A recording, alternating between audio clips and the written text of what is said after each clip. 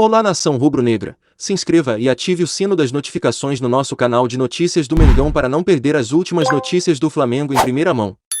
Já deixe seu like nesse vídeo para ficar por dentro de tudo que acontece no Ninho do Urubu.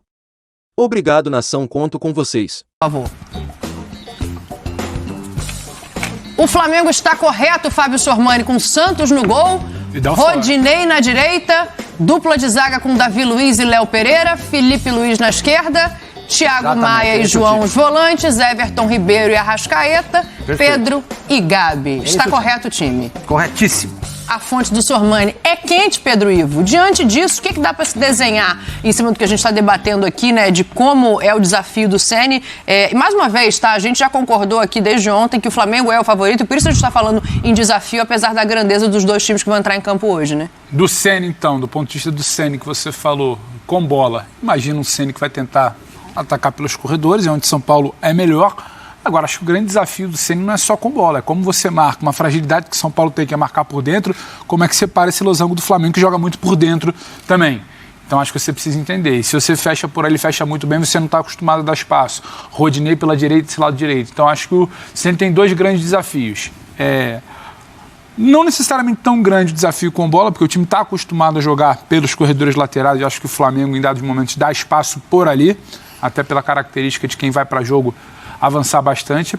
Agora eu acho que é a questão do sem a bola, como é que ele vai tentar travar por dentro essa questão dos encaixes. O Zé fala muito dos encaixes. E acho que tem uma outra situação.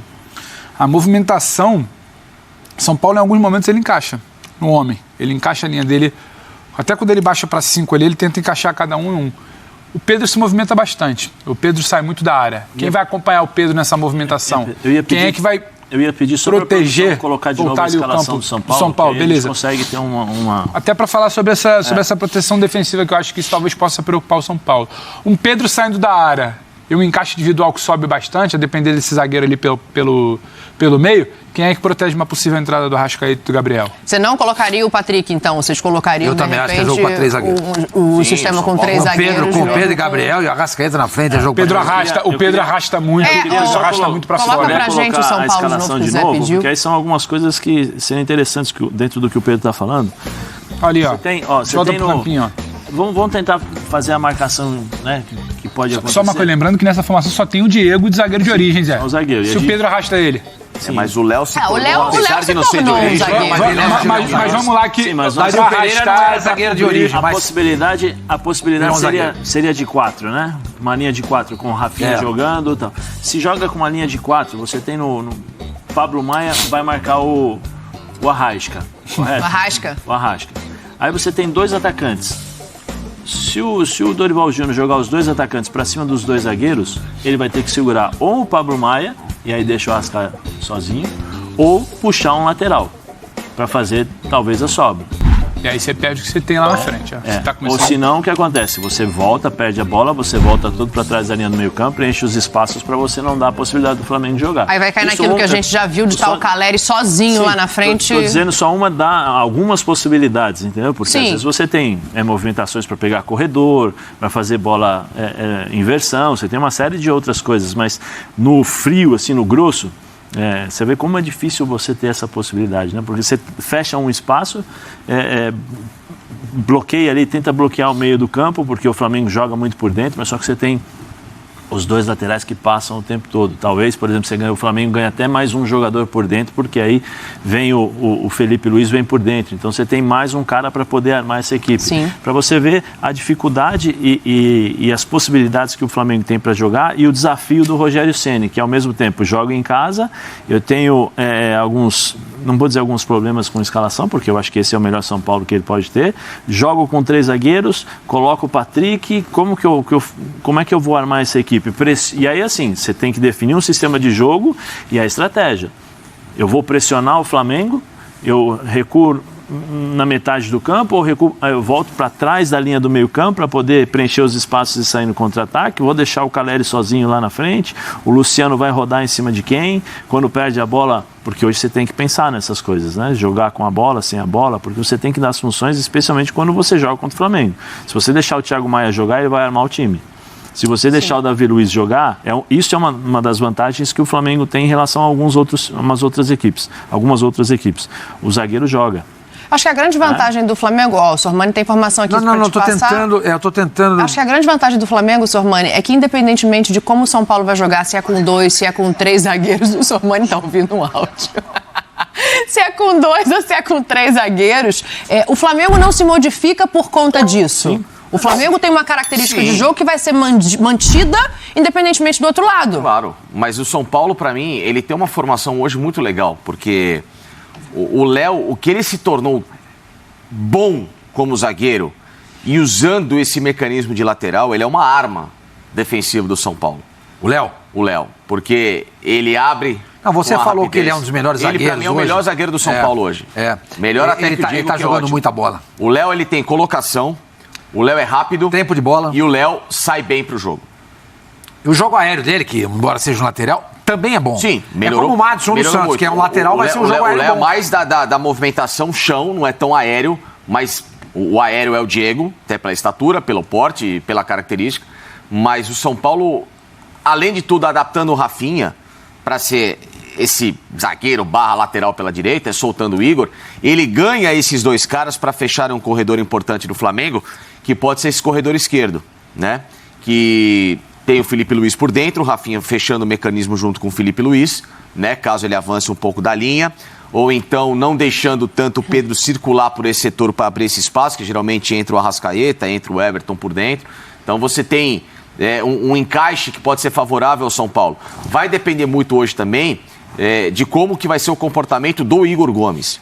Porque o Igor Gomes tem jogado mais solto nesse meio campo do São Paulo. Né? Anteriormente, com a linha de 4, ele fechava mais o corredor direito e era o cara aberto mais pela ponta. Eu imagino que ele vai ter que então, ele vai não ter estar tão solto hoje. Exatamente. A gente tem visto o Igor jogar mais solto porque ele tem o Pablo ou o Gabriel Neves, aí ele tem Galopo como opção às vezes, ou então o próprio Nestor soltando o jogo por dentro, fazendo essa dupla, e o Igor flutuando um pouco mais. Nesse sistema novo do Rogério com 3 zagueiros. Quando era a linha de 4, o Igor jogava mais por dentro. Então, assim, vai ser um jogo de muito encaixe dessa movimentação do São Paulo para travar esse Flamengo na intermediária e ele buscar a velocidade, aí sim, com os 2 alas que ele tem hoje como grande trunfo. O Reinaldo e o Igor Vinícius pela direita. Fala, Sormani, que eu quero fazer uma pergunta aqui. O Rafinha, embora nunca tenha sido usado como terceiro zagueiro no Bayern, ele estava naquele time quando o Kimmich jogou de terceiro zagueiro. Tá? O Kimmich era um lateral. Meio-campista, se tornou lateral, jogou como terceiro zagueiro várias vezes com o Guardiola. O Kimmich subia por dentro, ele fechava. Então, ele tem noção. Tem. Já tem jogado no São Paulo, assim, algumas poucas partidas, vai dizer assim. Mas ele tem noção, porque, embora ele não tenha sido utilizado pelo Guardiola dessa maneira, ele via como é que era o treinamento. Ele sabia o que o Guardiola pedia para o Kimmich como terceiro zagueiro. O Kimmich também é baixinho, um pouco mais alto que o Rafinha, mas também não tem tamanho de zagueiro. Mas, então eu acho que é muito interessante isso, porque você cria uma alternativa, porque você sai com 3 zagueiros. Se você precisa mudar para 2, você abre o relacionamento. E você adianta ou fecha o Igor Vinícius. Muitos times que tem essa linha de 4, por exemplo, vamos supor que o São Paulo jogasse com esses 4 caras. Muitas vezes o desenho do jogo, ele muda para 3 zagueiros porque um dos alas vão espetar. Sim. Ele espeta, e aí você vai deixar esse lateral barra para ser um zagueiro, como o Abel faz no Palmeiras. Ora o Piquerez é o lateral zagueiro, ora o Marcos Rocha. Esse balanço, então, pro Rafinha, não precisava nem chegar no Kimmich. Deixa eu ir lá na frente. Deixa eu ir lá na frente, porque eu estava olhando os números agora de manhã que a gente tem aqui. A resposta dessa pergunta, ela me parece óbvia quando você fala em duplas de ataque, né? Quando você olha de um lado o Pedro e o Gabriel e do outro lado o Caleri e o Luciano, pra gente discutir qual dupla está melhor, qual dupla está apresentando mais. Mas os números, eles chamam a atenção, porque o Caleri e o Luciano, eles não estão tão atrás do Pedro e do Gabriel nessa temporada. A gente tem aí, e o que eu quero colocar para debate aqui? Eu posso estar aqui sozinha achando que todos vocês vão dizer que Pedro e Gabriel são uma dupla melhor do que Luciano e Caleri. Digam se vocês acharem o contrário. Mas em não sendo, quem que é a melhor dupla e qual que é a segunda melhor dupla de ataque do Brasil hoje? questão é que a gente não tem dupla de ataque no Brasil, né, Pedro? A gente tem, às vezes, trios, às vezes um atacante com 2 meias. Não, tá, mas se a gente fizer um exercício, tem Dudu e o Rony, tem o Hulk e o Keno, tem o Roger Guedes e o Yuri Alberto, tem o Caleri e o Luciano. Dentro da comparação, Caleri e Luciano o próprio Arias e o Cano no Fluminense. Caleri e Luciano para um lado, Gabi e Pedro do outro, eu vou ficar com o Gabi e Pedro. Sim, isso eu acho que é unanimidade aqui, né? Sim. Foi daí que eu parti. Foi daí que eu parti. Gabi e Pedro. E eu acho que o que pode fazer a diferença hoje para o Flamengo é Gabi e Pedro mais Arrascaeta. O que pode fazer a diferença para o São Paulo hoje não é simplesmente Caleri e Luciano. Pode ser que a bola nem chegue, né? Não, pode dependendo de como pode se ser o armar Reinaldo, pode ser o Igor. Não é exatamente... O Reinaldo vai bater com o Rodinei, hein? Como é que vai ser esse bola duelo? parada hoje pro São Paulo. Vai ser a avenida para os dois. Então, assim, eu acho que tem muito mais a ver com o restante. O Gabi e o Pedro tem mais a ver com os dois. Entendeu? Então, assim, eu fico com a dupla, Gabi e Pedro. Se tiver que apostar Caleri junto com o Luciano, Gabi junto com o Pedro, acho que tem mais chance do Gabi junto com o Pedro, sabe? Produzir. Sim. Decidirem ali. O Caleri e o Luciano acho que dependem de outros fatores que não só exatamente o outro ali. Então, mas qual é a distância? Eu acho que o debate aqui é qual é a distância entre essas duplas hoje. Eu vou te dar um outro debate. Eu vou dizer que o São Paulo depende Mas por que esse não serve? Não. Falei com um outro passarinho aqui. Não, eu vou te dar um outro argumento bom em cima disso. O Flamengo depende menos de Pedro e Gabi do que o São Paulo de Caleri e Luciano. Porque o Flamengo tem mais recursos. Sim. Eles são os bombons suíços desse bolo bonito que o Flamengo tem. O Caleri e o Luciano, eles são mais o bolo desse São Paulo, entendeu? Eles formam muito mais. São Paulo depende muito mais de um dia positivo de ambos do que o Flamengo do Pedro e do Gabi. Porque se a gente pega a média recente, o Gabriel, ele tem menos gols proporcionais do que ele já fez em carreira. Não, é que ele assim, tem passado na verdade, mais jogos em branco. Você tá comparando assim, o bolo do São Paulo, hoje ele é um bolo de cenoura ali com a cobertura de chocolate. O bolo do Flamengo é aquele naked cake que a Lívia faz pros casamentos. A filha do Sormani faz umas coisas maravilhosas. Então assim, se a gente for fazer essa comparação do bolo, é outro bolo. Sim, mas só que assim, Dani, só que olha só. Tá com fome, Zé? O Gabriel, ele tem passado mais jogos em branco, numa média, do que o que ele estava acostumado, Eu correto? discordo. Em branco, marcando gols. Marcando gols. Aí Sim, tudo bem. sim. Mas ele tá fazendo uma outra função ali pro Pedro poder jogar. Mas tem passado mais em branco. Mas o Flamengo tem decidido com o Pedro. Sim. Agora, quando o Caleri passa em branco ou o Luciano passa em branco, São Paulo não vence. É muito difícil o São Paulo vencer sem esses caras marcar. Interessante. Então, o Flamengo tem, aparece o Arrascaeta. Aparece... O Everton Ribeiro, meu. O Everton menos decisivo, mas é porque o Flamengo, ele tem várias opções, como você está falando. O São Paulo trabalha para esses caras finalizarem. Então, se você coloca essa dupla no Flamengo, talvez eles não rendessem mais? Acho que não. Por quê? Porque uma coisa, eu acho que a capacidade técnica dos jogadores do Flamengo ela é maior do que a do São Paulo. Eu acho que são melhores tecnicamente. Ele está dizendo que Gabriel e Pedro são melhores do que Luciano e Caleri. Não, mas isso é o que a gente concordou. A minha dúvida é qual é essa distância. Eu acho que a distância, em relação à qualidade técnica, ela é diferente. Ela é bem... Eu acho que ela é distante. Ela é bem assim. Que duplas dessas que eu citei aqui você colocaria, então, no meio? Vai, só pra gente fazer esse debate, assim. Tudo bem, tem times que não jogam assim, mas a gente tem o Rony e o Dudu, a gente tem o Arias e o Cano, a gente tem o Roger Guedes e o Yuri Alberto, a gente tem quem mais? O Hulk e o Keno. Eu acho que talvez você possa comparar com times que dependem de um centroavante, porque aí você vai entrar mais nesse viés. O Palmeiras praticamente não tem um centroavante. Ele está agora tentando ter um centroavante. O Corinthians, ele agora chegou o Yuri Alberto. Ele jogava com o centroavante, era o jogo, mas ele acabou não tendo. Então o Corinthians também não trouxe uma peça que pudesse se afirmar como centroavante. O Atlético esse ano sim. O Hulk está em baixa. Olha o que acontece com o Atlético. O Hulk em baixa, o Hulk menos produtor. Foi cobrado hoje de manhã no centro de treinamento. Daqui a pouco a gente vai falar disso. De conteúdo para esse time do Atlético Mineiro em campo. É um cara que faz com que a equipe, infelizmente, não ande. Então, se a gente puxar Cano andando, Fluminense bem. O Atlético Paranaense, aí a gente vai entrar em Pablo, em nomes, ou Vitor Roque, o menino e tal. Mas, assim, geralmente as equipes que têm tido bom sucesso na temporada, elas têm um atacante mais atuante. Esse é só o Palmeiras que joga diferente. Ele tem uma outra proposta de jogo. É um time que o meio-campo, o meio-ataque trabalha mais. Se você realmente fizer aí, como nós usamos essa expressão ontem, né? Seguir a ferro e fogo, né? Seguir a risca? Seguir a risca. Por exemplo, ao pé da letra. Ao pé da letra. fizer uma comparação entre Pedro e Caleri, você vai ver que as características são totalmente diferentes. Sim. Os dois dentro da área são jogadores que para os defensores Se sobrar a guarda. são pesadelo, né? Mas se você O Pedro tem observar, muito mais recursos, as além da características são finalização. diferentes. Né? O Caleri é um jogador que se tornou para o São Paulo imprescindível.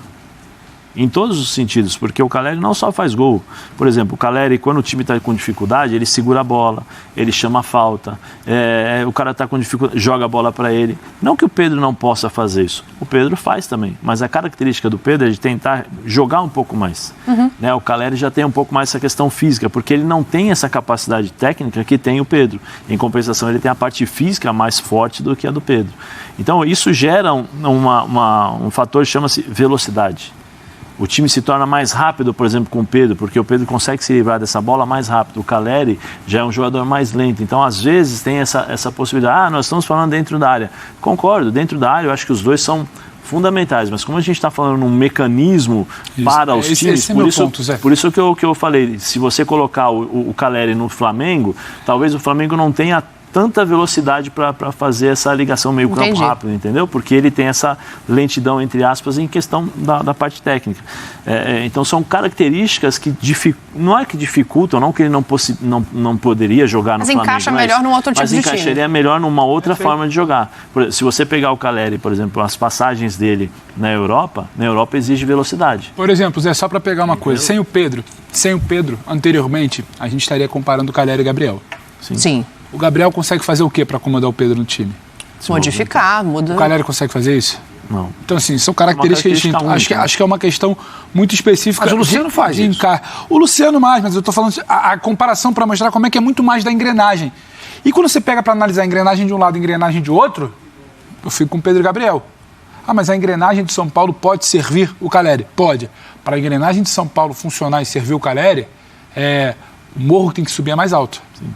Para a engrenagem do Flamengo funcionar e servir o Pedro e o Gabriel, é diferente. Você tem quem serve de trás, você tem quem serve pelo lado, você tem o Gabriel servindo o Pedro, tem uma série de possibilidades. Então, na hora que... Eu entendo quando você fala... E acho que é normal a gente comparar Luciano, Caleri, Pedro e Gabriel. Claro, dupla. Ainda que as dinâmicas sejam diferentes. E quando a gente entra para isso, eu vou ficar com Pedro e Gabriel. E não é que Caleri e Luciano não funcionem. Sim. Mas é que hoje, no recorte Dorival para cá, e tem que ser colocado isso, porque várias vezes a gente tentou debater, falar, outros técnicos encaixaram. Paulo Souza tentou encaixar com Pedro e Gabriel e não foi o encaixe de agora. Então o recorte do Dorival para cá, que é o recorte que serve para agora, o recorte que entra em campo hoje, essa formação que está na ponta da língua, que o Sormani trouxe, sem o Vidal, com o João e o Thiago, o Pedro e o Gabriel funcionam muito melhor do que qualquer dupla no Brasil. O Sormani está guardando informação, é isso? Não é isso. Ele ficaria... Não guarda dinheiro, ele solta 50% e guarda o resto para ele. Não. O Rogério Ceni está fazendo exatamente como o Abel faz no Palmeiras. Nem os jogadores sabem quem vai jogar. Ah, é? O Palmeiras, o Abel faz muito isso. Porque com esse tipo de comportamento, ele deixa todo o grupo atento. Eu posso jogar. Quando você anuncia a escalação, o cara está lá de fora, vou tomar um sorvete agora depois do almoço, entendeu? O cara que não vai jogar, eu preciso estar preparado. Eu não posso vacilar, entendeu? Então, ninguém sabe quem vai jogar, se são 3 zagueiros, se são 2 zagueiros e quem é que vai entrar em campo. Então, essa formação é a mais provável. Mas se aparecer uma surpresa aí, não se surpreenda. Tá bom, então tá combinado. Dito isso, o que eu quero saber? Placar do jogo de hoje. Podem escolher quem começa. Quem tá mais confiante no que vai dar? Sormani. Sormani tem sempre uma confiança. Tem as informações, tem conhecimento. 2-0 Flamengo? 2-0 Flamengo. O Facicani tá confiante também. Não, peraí. O Facicani tá confiante, o Facicani fala. E quando ele é enfático assim... Eu eu falei que você tava confiante. Sim, eu tô confiante. Tô vendo. Ele até riu. Eu acho que o Flamengo vai à decisão. Eu acho que o Flamengo vai à decisão da Copa do Brasil. Não. Hoje. Fala. Mas eu acho que hoje o São Paulo vence por 2-1. O Flamengo vai buscar no Maracanã. Revertendo o placar. 2-0 Flamengo, 2-1 São Paulo, Zé Elias Moedim Júnior. Eu tô com a Mária. Eu acho que vai ser um jogo, um empate, 2-2. Pedro Ivan Almeida. Eu? Sim. É o único Pedro que tem aqui. O quê? O quê? Empate também? Dizem que 1-1 é empate. Não sei se mudou. Só tem. Aqui assim, ó, deu, levou. Não tem essa. Então tá bom. Então vamos ver como é que vai ser. Quero saber o que você acha. Aquela tua amiga Tequila lá, o que ela falou? O que É simpática ela. A sua prima, por exemplo, o que acha que vai A dar? minha é muito prima? simpática. A Gabriela. A Gabriela, eu não conversei com ela hoje, dia de jogo do Flamengo, ela fica meio nervosa, ela não gosta de conversar com ninguém. Mas e tá você, bom, então? Tá bom, você, eu vou de, por tudo isso que a gente falou da superioridade, eu vou de 2-1 Flamengo. 2-1 Flamengo. Acho que o Flamengo leva uma vantagem pro Maracanã. Agora a gente tem entrevista exclusiva, daqui a pouco... Isso aqui me Resultado surpreendeu. modesto, né, Sormani?